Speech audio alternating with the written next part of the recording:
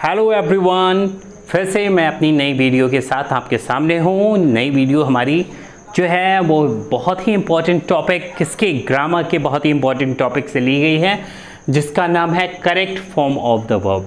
Forms को correct करना। और फॉर्म्स को कब करेक्ट कर सकते हैं? जब हमें ग्रामर के लगभग सभी रूल्स दिमाग में होते हैं, तब वहाँ पर करेक्ट कर सकते हैं। सो बिना वेस्ट टाइम को वेस्ट किए हुए हम लोग आगे अपनी वीडियो को बढ़ाते हैं, बट विदाउट ऑफ डिले मैं एक बात और भी याद कहना चाहूँगा कि प्लीज़ वीडियो को शुरू से लेकर आखिर तक देखें, अंत तक देखें, जिससे कि जो रूल्स हैं वो क्लियर हो जाएं। राइट, चलिए पहला सेंटेंस पढ़ते हैं। पहला सेंटेंस दिया है Alice was begin to gate.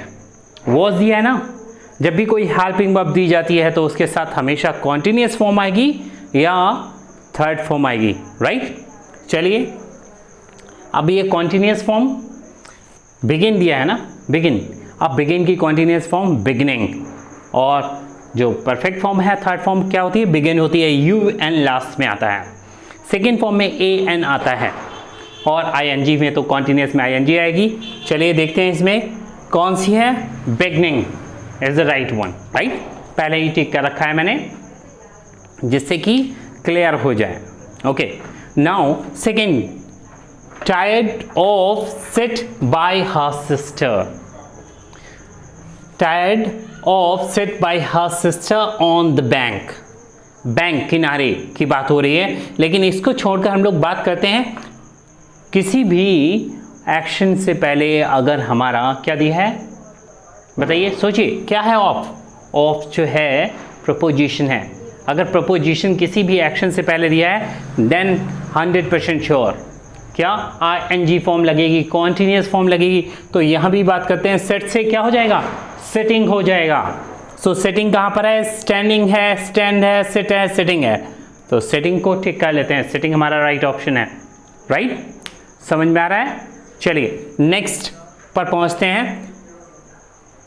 1 2 पर आते हैं। लिखा है on the bank of having nothing to do, कुछ नहीं है करने के लिए उसके पास। Once or twice, एक या दो बार क्या है? She had peeped into the book, एक दो बार ही बुक देखी है भाई। अब पीप है, राइट। यहाँ पर कोई हिंदी का मैटर नहीं है जो मैं हिंदी बताऊँ, यहाँ पर तो लॉजिक है। पहले लॉजिक समझ लेते हैं फिर हिंदी में बात करते हैं इसकी। तो यहाँ पर पीप है ना, और हैड है। हैड देखकर हम समझ जाना चाहिए कि ये सेंटेंस कहाँ पर होगा। हैड कहाँ होता है? हैड जो हेल्पिंग वर्ब है पास्ट की है। राइट, अब पास्ट की हेल्पिंग वर्ब है तो कहाँ पर? पास्ट परफेक्ट की बात हो रही है। तो पास्ट परफेक्ट में हमेशा ही हेल्पिंग वर्ब और थर्ड फॉर्म यूज होता है। और हेल्पिंग वर्ब क्या है? हैड, हैड और थर्ड फॉर्म। तो यहाँ पर पीप है, पीप की थर्ड फॉर्म क्या होगी? पीप्ड। चलिए ऑप्शन में देखते हैं।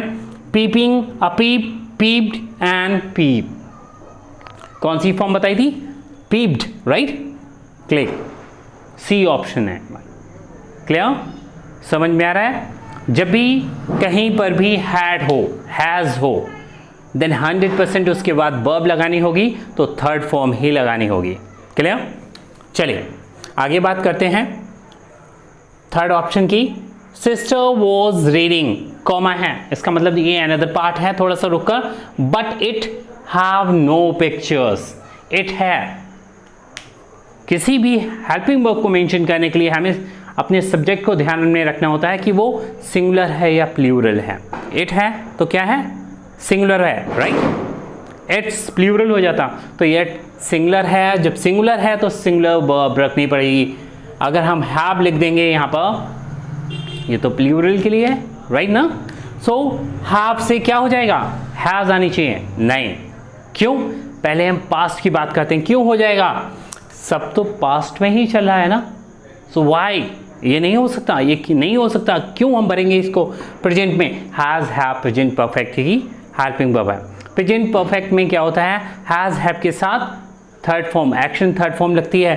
तो यहाँ पर हैज है, हैज किसके अकॉर्डिंग? इट के अकॉर्डिंग, लेकिन भरा नहीं जा सकता। तो क्या हो जाएगा? हैज, हैव को चेंज करके हैड लिख दिया जाएगा। राइट, क्यों? पास में है तो पास फॉर्म की बात करते हैं। चलिए ऑप्शन थर्ड में देखते हैं। लिखा है हैव, हैड, हैविंग, हैज, तो हैज नहीं हो सकता। ठीक है, हैव नहीं हो सकता, हैविंग नहीं हो सकता, ठीक है, क्या होगा, हैड होगा हमारा, राइट। चलिए आगे ऑप्शन देखते हैं। फोर्थ वाला लिखा है नो पिक्चर और conversation. Next, in it and what is the use of a book.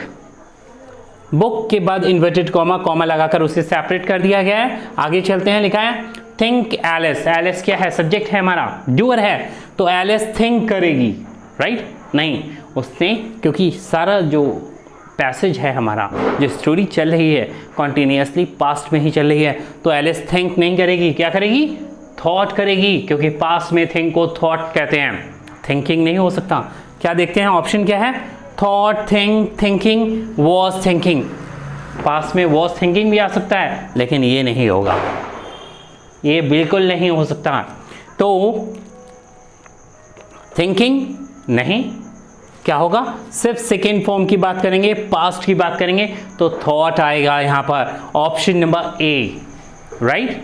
चलिए आगे बढ़ते हैं। फिफ्थ वाला क्या है, Alice wondered. See, Alice wondered whether, Alice wonder करती है, क्या वंडर हो गई, and picking the daisies and when suddenly a white, no no no, we miss the line, of pleasure whether the pleasure of, फिर से आ गया है, क्या आ गया है, ऑफ जो है हमारा प्रपोजिशन है, और प्रपोजिशन के बाद क्या लगाते हैं, कॉन्टिन्यूस फॉर्म लगाते हैं हमेशा ही। चलिए देखते हैं इसकी कॉन्टिन्यूस फॉर्म है या नहीं। फिफ्थ वाले में creating, make, making, maker, make है ना, तो इसकी कंटिन्यूस फॉर्म बताइए, सोचिए जल्दी से, यस कॉन्टिन्यूस, तो मेकिंग यहां पर हो जाएगा, क्लियर, ये ऑप्शन है सी हमारा। आगे चलते हैं 6 वाले कॉलम पे, would be worth the trouble of getting up and picking the daisies when suddenly a white rabbit with pink eyes, white rabbit with pink eyes run close by her time, right, run है, run की तीनों form तुरंत दिमाग में आ जानी चाहिए, run, rain, run, और running भी, लेकिन यहाँ कहीं प्रपोजिशन आसपास नहीं है, तो रनिंग तो नहीं हो सकता ना। चलिए रनिंग नहीं हो सकता तो क्या होगा, क्या हो सकता है वहाँ पर हो सकता है रेन हो सकता है, राइट, रैन, RAIN, रैन। चलिए रैन पे टिक कर देते हैं यहाँ पर, क्यों हो रहा है, क्लियर है, okay. By her, Alice, again Alice did nothing, did आ गया है, तो जहां पर भी डिड आएगा हमेशा वर्ब की फर्स्ट फॉर्म लगेगी, एक्शन की फर्स्ट फॉर्म, तो डिड के बाद देखिए थिंक आया है, राइट। तो ऐसे ही हमें लर्न करना है, हर रूल्स को लर्न करते हुए जाना है, जिससे कि हमारे पैसेज को, जिससे कि हमारे सारे रूल बार बार चेन अप हो सकते हैं, दिमाग में एक दूसरे से जुड़े रहें। Was very remarkable, was very remarkable until, यहाँ पर रिमार्केबल के बाद कॉमा है, इसका मतलब यहाँ से थोड़ा सा सेपरेट किया गया है सेंटेंस को, until the rabbit actually take a watch. कहाँ से देखा जा सकता है, अब देखिए वॉच है, सॉरी टेक है, कैजुअली लिखा है, सॉरी एक्चुअली लिखा है। अब इसके ऑप्शन देख लेते हैं थोड़ा सा, लिखा है take, takes, take, took and started taking, okay. देखिए रैबिट की बात है तो यस और यस होना चाहिए ना, क्यों, रैबिट क्या है हमारा, सिंगलर है ना, सिंगल है तो टेक्स होना चाहिए, टेक नहीं हो सकता, इसे कट कर देते हैं, क्योंकि बहुत सारे चांसेस में हम ये भी नहीं समझ पाते हैं राइट क्या है।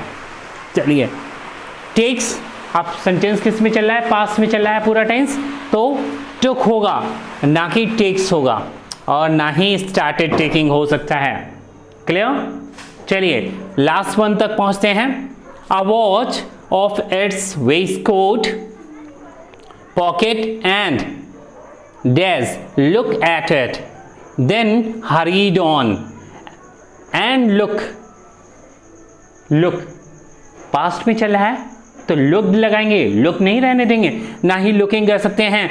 आगे क्या है, एट भी दिया हुआ है, लेकिन यहां पर समझने वाली क्या बात है कि जैसे ही हम सेंटेंस को देखते हैं, it's waistcoat pocket and looked at it, उसके ऊपर देख रही थी, ठीक है, देखती है, ये रहा लो, like. So dear student and viewers, जब भी हम अपने correct form of the verb को करते हैं तो उसमें आने वाले प्रपोजिशन, उसमें आने वाले सब्जेक्ट, उनके अकॉर्डिंग उनकी वर्ब निश्चित होती। इवन कभी कभार ये भी होता है कि हमारा पैसेज जो है प्रेजेंट में होता है, इसलिए एक बार पैसेज को फिर से पढ़ना होगा अपने। जब भी आप भरते हो तो उसमें देख लीजिए जो गिवन हैं, जो पहले से दिए गए हुए हैं वर्ब्स हैं या हेल्पिंग वर्ब हैं, वो प्रेजेंट में हैं, पास्ट में हैं, जिससे कि आपको टॉपिक क्लियर हो जाएगा ईजिली। सो आई होप हमारी वीडियो आपको क्लियर हुई होगी।